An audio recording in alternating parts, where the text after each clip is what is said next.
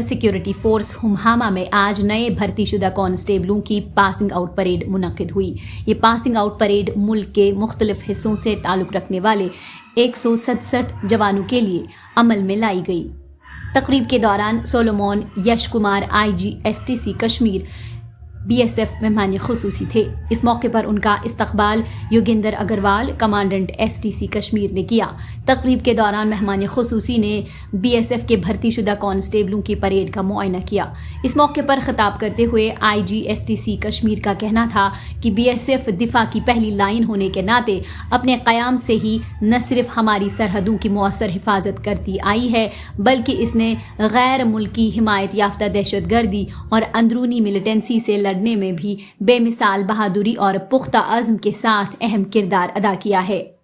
IGBSF का मजीद कहना था कि सरहद पार की दहशतगर्दी और नार्को दहशतगर्दी के खतरात को ख़त्म करने के लिए मुख्तलिफ सिक्योरिटी एजेंसियों के दरमियान करीबी ताउन और तालमेल ज़रूरी है।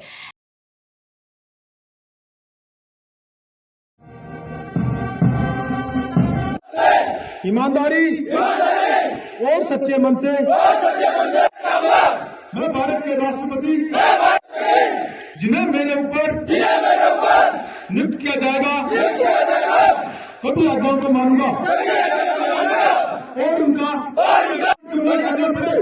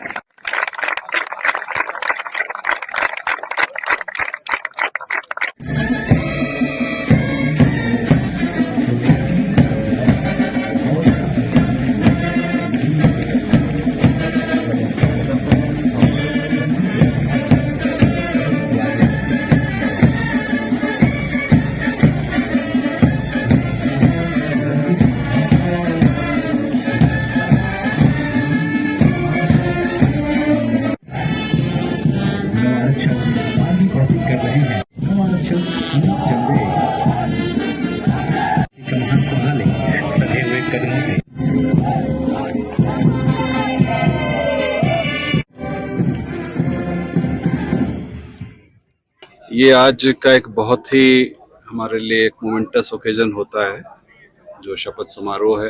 हर सोल्जर के, हर यूनिफॉर्म्ड ऑफिसर के लाइफ का एक बहुत ही महत्वपूर्ण अंग है ये।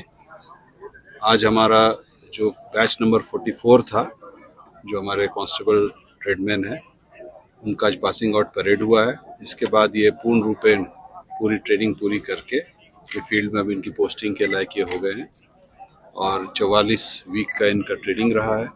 और आप सभी ने इनका जो परेड देखा बहुत ही उच्च दर्जे का था। एक अनुशासित सोल्जर के रूप में आज इनको तराश कर हम सभी इस STC के पोर्टल से भेज रहे हैं। फील्ड में जाकर इनकी आगे की नौकरी में चलेगी। कितना कठिन होता है इनका ये ट्रेनिंग पीरियड? और ये एक बहुत ही कठिन, आई वुड नॉट से, बट चैलेंजिंग तो है। आउटडोर इनपुट भी इसमें है, बहुत सारे इनपुट हम लोग इंडोर की देते हैं, और भी अन्य कई विषय जैसे जेंडर सेंसिटाइजेशन है, ह्यूमन राइट्स है इत्यादि, जो आज की तारीख में आवश्यक है कि हमारे सोल्जर्स के पास रहे, वो सभी हम लोग को देते हैं। इनको फील्ड क्राफ्ट प्रैक्टिस की ट्रेनिंग होती है, इनकी जो फिजिकल एंड्योरेंस है वो बढ़ाया जाता है, जो मेंटल एंड्योरेंस है वो बढ़ाया जाता है। ये 44 वीक की एक कठिन ट्रेनिंग है। सर, ऑपरेशन सिंदूर पे जिस तरह से हमने विजय प्राप्त की, उसके बाद आपको लगता है कि एक मोरल बूस्ट हुआ है हमारे जवानों में, ज्यादा से ज्यादा फोर्स की तरफ आना चाहते हैं जिस तरह से? बिल्कुल मोरल बूस्ट हुआ है, बिल्कुल मोरल बूस्ट हुआ है।